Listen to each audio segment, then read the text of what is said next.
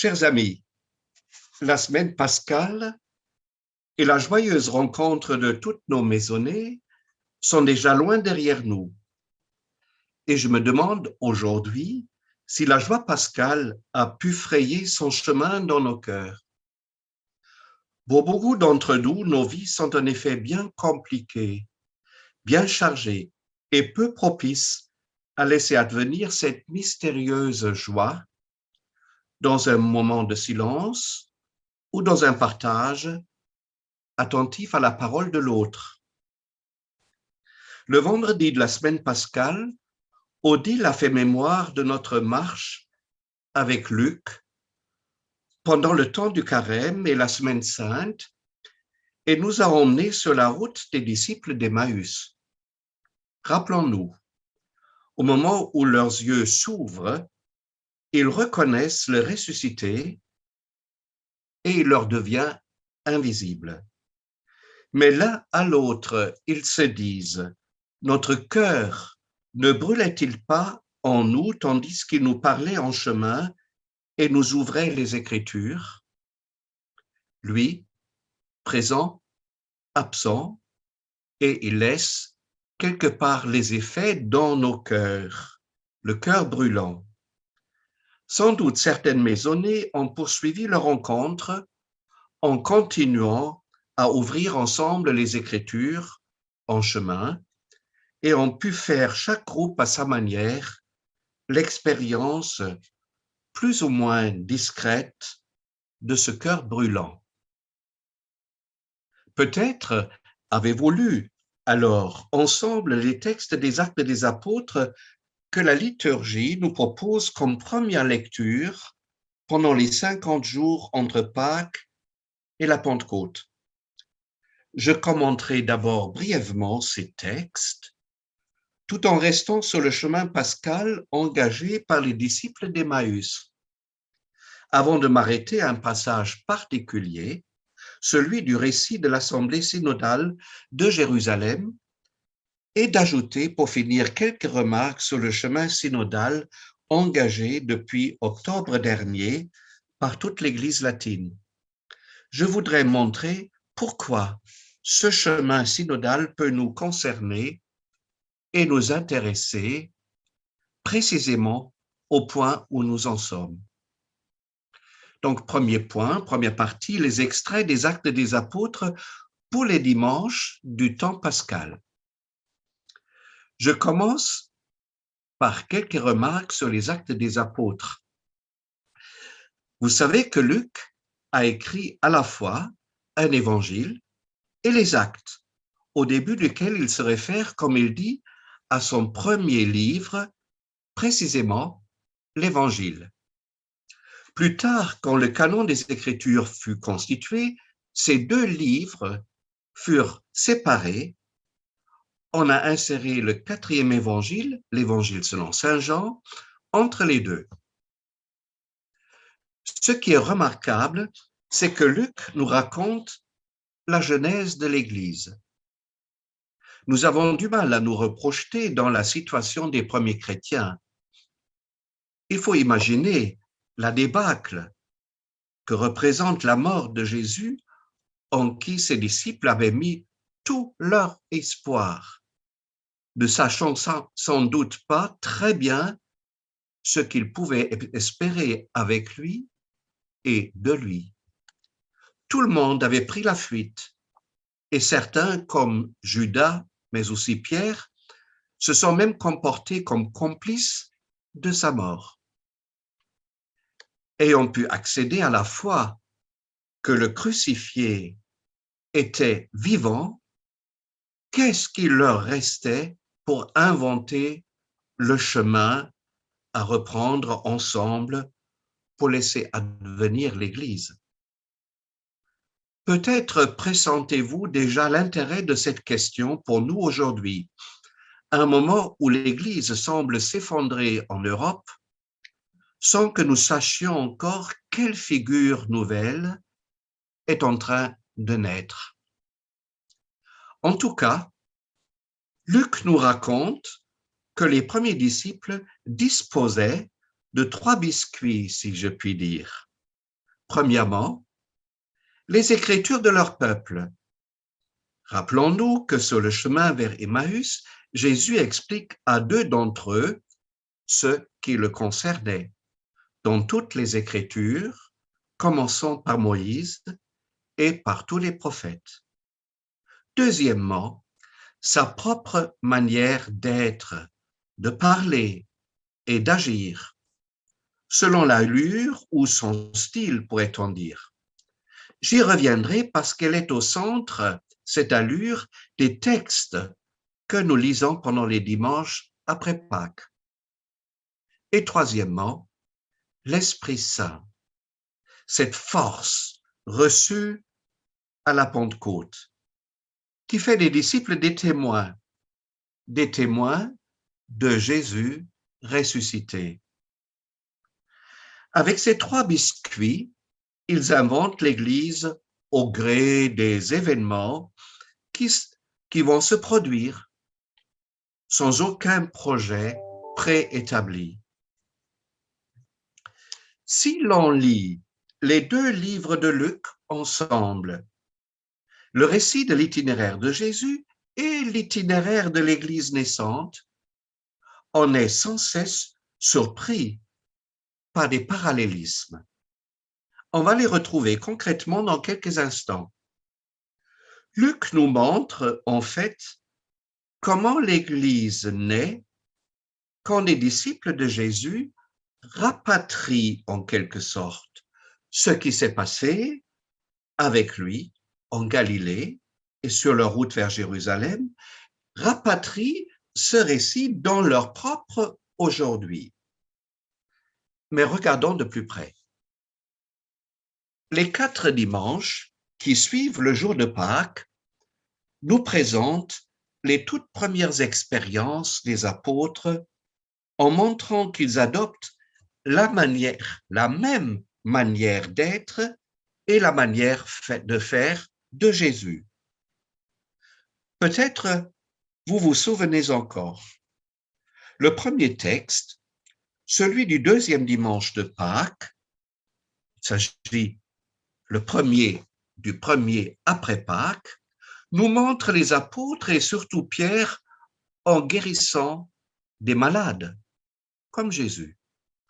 On en venait, je cite, à sortir les malades dans les rues, on les plaçait sur des lits ou civières, afin que Pierre, au passage, touche au moins l'un ou l'autre de son nombre. La multitude accourait aussi des localités voisines de Jérusalem, portant des malades et des gens qui tourmentaient des esprits impurs, et tous étaient guéris. Luc 15. Le second extrait, celui du 3e dimanche de Pâques, nous montre à nouveau les apôtres et Pierre, cette fois-ci en procès, devant le Sanhédrin et le grand prêtre, exactement comme cela s'est passé pour Jésus. On les fait fouetter, ce qui rappelle la flagellation, et on leur interdit de parler au nom de Jésus. Quant à eux, continue le texte, quittant le Conseil suprême, ils repartaient tout joyeux d'avoir été jugés dignes de subir des humiliations pour le nom de Jésus. Tandis que les 2 premiers épisodes ont lieu à Jérusalem, le 3e et le 4e texte nous ramènent à nouveau sur la route et nous montrent 2 autres disciples, Paul et Barnabé. En arrivant à Antioche de Pisidie, ils prennent 2 fois la parole dans la synagogue. La 2e fois, ça se passe mal. La jalousie s'y mêle et l'agitation et les intrigues font qu'ils doivent quitter la ville. C'est un tournant important. Puisque vous rejetez la parole de Dieu, répondent-ils, Paul et Barnabé, aux Juifs, eh bien, nous nous tournons vers les nations païennes. C'est le tournant. C'est le commandement que le Seigneur nous a donné. Et il cite le 2e chant du serviteur que certains d'entre nous ont lu à Pâques. J'ai fait de toi la lumière des nations pour que, grâce à toi, le salut parvienne jusqu'aux extrémités de la terre. Et l'épisode se termine à nouveau par la joie, malgré ou au cœur des résistances éprouvées. En entendant cela, les païens étaient dans la joie. Ainsi, la parole du Seigneur se répandait dans toute la région. Fin de citation. Le quatrième texte, et c'est déjà le 5e dimanche de Pâques, nous montre encore une fois Paul et Barnabé sur les routes. Ils repassent par les mêmes chemins pour encourager les disciples et les exhorter à persévérer dans la foi. Ils ne les font pas seulement progresser individuellement dans la foi, ce qui est le premier but de leur deuxième voyage, mais cette fois-ci, ils fondent de véritables églises. Et je cite, « Ils désignèrent des anciens pour chacune de leurs églises, et après avoir prié et jeûné, ils confièrent au Seigneur ces hommes qui avaient mis leur foi en lui. » Le texte se termine par le retour de mission. Une fois revenus au point de départ, ayant réuni l'Église, ils rapportaient tout ce que Dieu avait fait avec eux et comment il avait ouvert aux nations la porte de la foi. Quelle magnifique expression, le chemin et la porte, et qui est la porte de la foi. Vous vous rappelez peut-être, chers amis, de l'envoi des 72 par Jésus, 2 par 2, leur disant « La moisson est abondante. » Ils partent, frappent à la porte pour apporter la paix et visitent des villes. Ils reviennent ensuite dans la joie pour rapporter ce qu'ils ont vécu.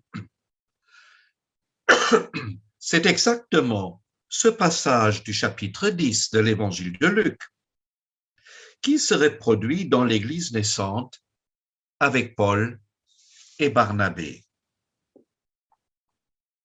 Que retenir pour nous, chers amis, de ces 4 extraits des Actes, admirablement choisis pour ce temps post-pascal? Nos maisonnées sont comparables à la communauté de Jérusalem. Il y aurait beaucoup de choses à dire sur cette communauté des apôtres et de Pierre. Il est heureux que dans les résistances, voire dans la persécution et les procès, Pierre et les autres sortent dans les rues. Et c'est Paul et Barnabé qui prennent et reprennent la route sur laquelle s'ouvre la porte de la foi pour beaucoup.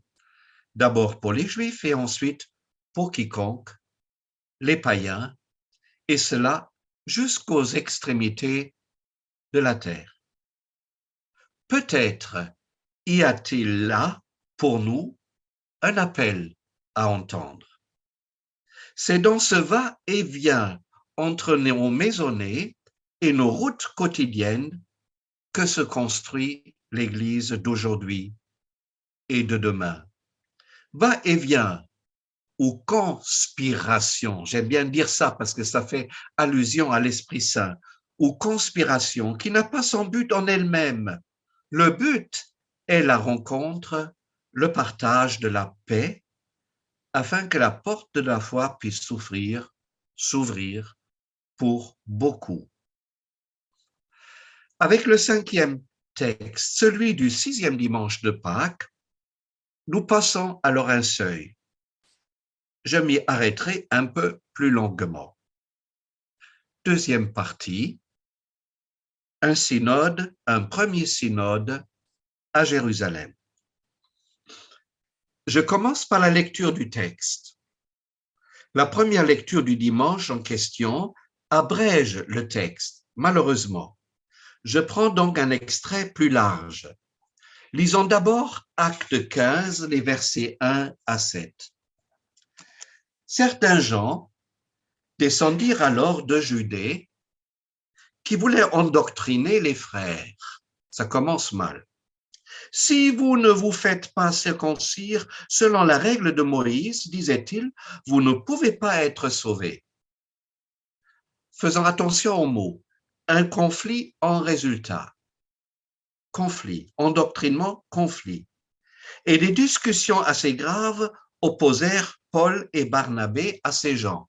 Conflit, discussion. On décida, c'est finalement la première conclusion, que Paul et Barnabé et quelques autres monteraient à Jérusalem, donc référence à une instance extérieure, trouver les apôtres et les anciens à propos de ce différend. Maintenant, les moyens concrets, je trouve ça magnifique. L'église d'Antioche, pourvue à leur voyage, on rembourse leur voyage. Passant par la Phénicie et la Samarie, ils racontaient la conversion des nations païennes et procuraient ainsi une grande joie à tous les frères. De nouveau, la joie, par le récit de ce qui s'est passé.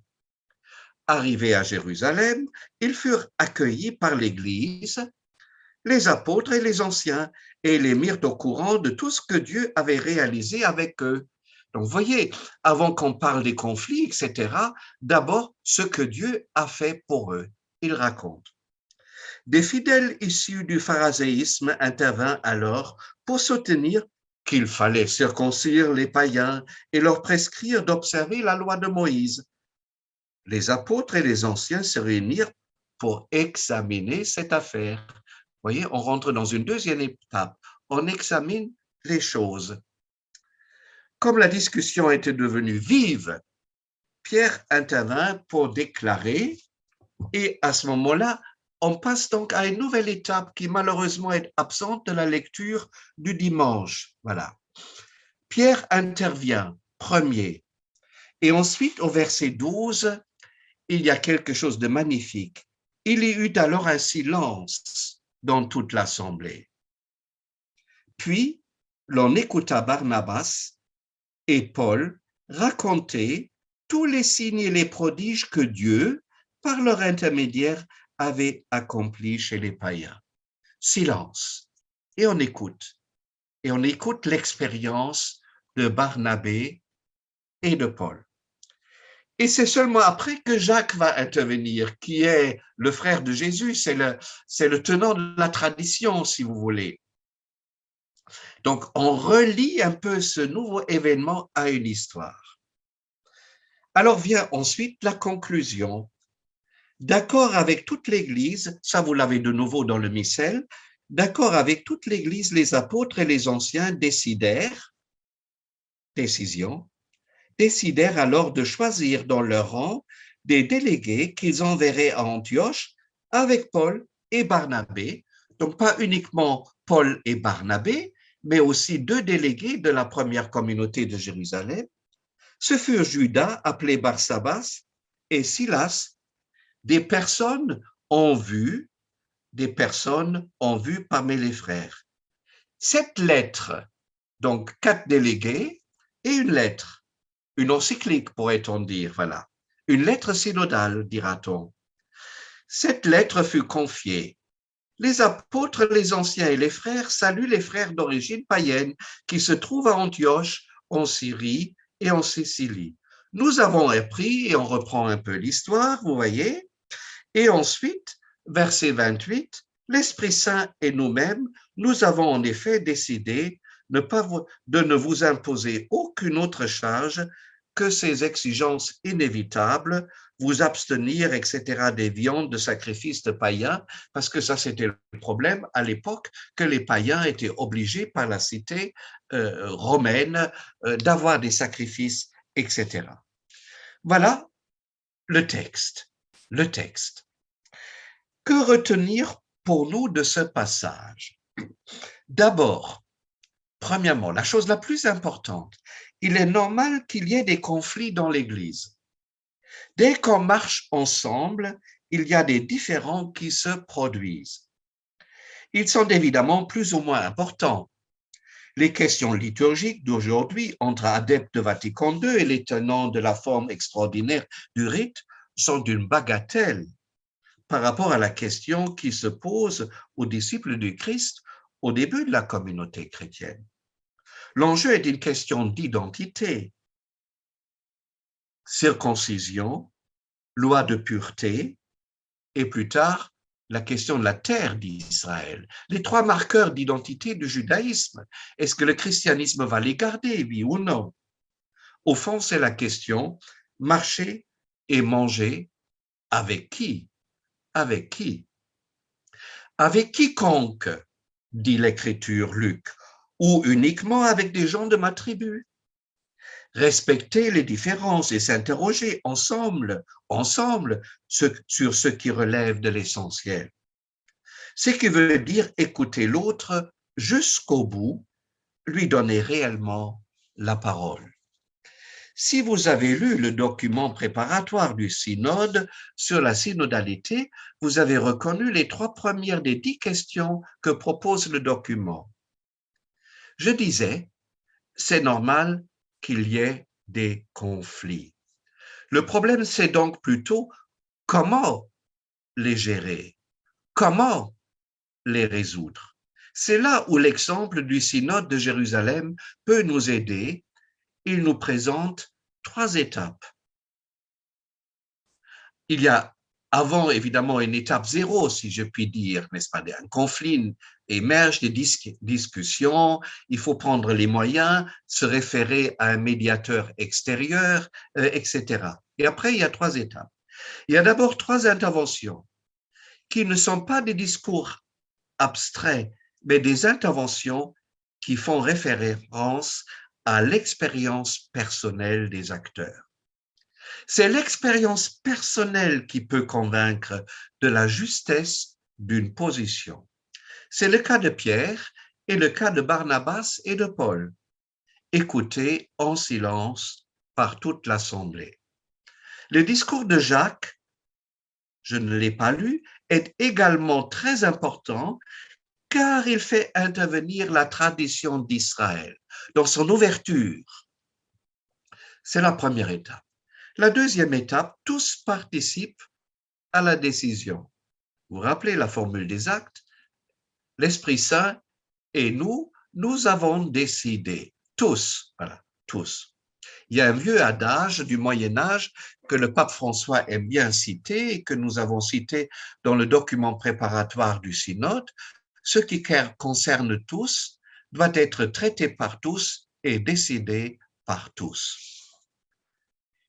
Donc ça, c'est la deuxième étape. Et finalement, la troisième étape, on n'envoie pas seulement une lettre, un mail à la communauté d'Antioche où est né le conflit, mais on expédie cette lettre par Barnabé et Paul et par 2 autres disciples issus de la communauté de Jérusalem.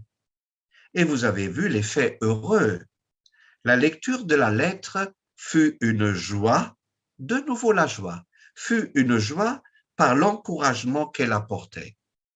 La joie pascale avec laquelle j'ai commencé cette petite intervention trouve en effet des multiples voies pour nous rejoindre. Avant de dire quelque chose du synode actuel sur la synodalité, un dernier mot sur les textes qui vont nous accompagner jusqu'à la Pentecôte. Ils nous font remonter au début des Actes des Apôtres. D'abord au récit de l'Ascension, 40 jours après Pâques. Ensuite à l'épisode du procès d'Étienne, un des 7, et premier martyr qui termine sa vie exactement comme Jésus, même avec la prière de pardon, la demande de pardon pour ceux qui l'ont fait mourir. Et ensuite, enfin, le récit de la Pentecôte qui ouvre le marché ensemble de tous les peuples, chacun parlant sa propre langue, tous s'entendant. En commençant avec les disciples d'Emmaüs, l'horizon de notre marche est donc la communication et la paix entre tous les peuples et toutes les cultures, en passant par une manière nouvelle de faire Église et surtout de régler nos conflits inévitables. Ce qui me conduit vers mon dernier point, un bref mot sur le synode, sur la synodalité. Je n'ai pas encore expliqué le mot synode. Traduit littéralement, il veut dire tout simplement marcher ensemble. Et depuis les pères de l'Église, surtout le grand Chrysostome, ce mot est utilisé comme synonyme de l'Église. Dans la crise actuelle de l'Église, je rappelle les abus, le cléricalisme, la déchristianisation, l'exculturation de la foi, etc., etc., le pape François a voulu déplacer le projecteur sur ce marché ensemble, espérant que là puisse naître dans la souffrance, dans des résistances et oppositions de toutes sortes, une nouvelle figure de l'Église. La boussole étant la joie intérieure et partagée, comme nous l'avons vécu à Pâques et peut-être dans nos maisonnées. Vu la complexité de l'Église latine, je ne parle pas de l'Église orthodoxe, l'autre poumon de la chrétienté très éprouvé aujourd'hui aussi, il fallait distinguer plusieurs niveaux, les diocèses, etc., avec les paroisses, les mouvements, les églises nationales, les églises continentales et finalement l'Église tout entière. Actuellement, c'est la phase locale qui se termine. Peut-être avez-vous vu les 10 questions ou pôles thématiques. J'ai évoqué les 3 premières questions. Les autres ne sont pas sans intérêt. Je rappelle un peu certaines questions. Donc, la première, les compagnons de voyage, écouter, prendre la parole, célébrer, co-responsable dans la mission. Et à ce moment-là, on entre dans les questions plus de structure, dialoguer dans l'Église et dans la société, comme au synode de Jérusalem, avec les autres confessions chrétiennes. Et après viennent un peu les questions qui fâchent, autorité et participation, discerner et décider, pour rappeler ce qu'a fait le synode de Jérusalem, et finalement ce que nous faisons tous ensemble, se former à la synodalité. Pourquoi ce chemin synodal peut-il nous concerner, nous maisonnés, et nous intéresser précisément au point où nous en sommes? Je pense qu'il peut nous faire sortir soit de nos ressentiments par rapport à l'Église, qui nous mettent sur la pente de la mélancolie et empêchent la joie pascale d'advenir en nous et entre nous, soit nous faire sortir de nos passivités. De toute façon, on ne peut rien changer. Nous pouvons participer à ce processus dans nos diocèses, paroisses, mais aussi dans d'autres types de communautés, comme celle que nous formons. Je me dis que le nom de la fraternité, chemin faisant en Creuse, et j'ajoute et ailleurs, est un nom synodal et signifie une manière de marcher ensemble, non seulement dans un lieu, mais au sein d'un réseau de lieux et de maisonnées. Et ce que nous venons de vivre depuis le mercredi des Cendres est au fond une manière d'expérimenter la synodalité de l'Église, en prenant très au sérieux la source qui nous est offerte par l'Évangile et par la liturgie. Nous ne savons pas où nous allons, car l'incertitude actuelle et la crise de l'Église sont profondes.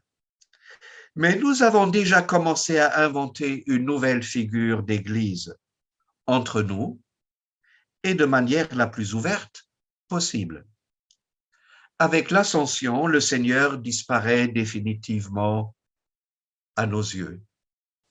Mais l'esprit de Pentecôte nous aide, esprit de force, de conseil, de communication. Il nous aidera encore à avancer sur nos routes et à inventer de manière synodale notre route commune, à condition de nous mettre à son écoute. Merci beaucoup et bonne route. Jusqu'à la prochaine fois.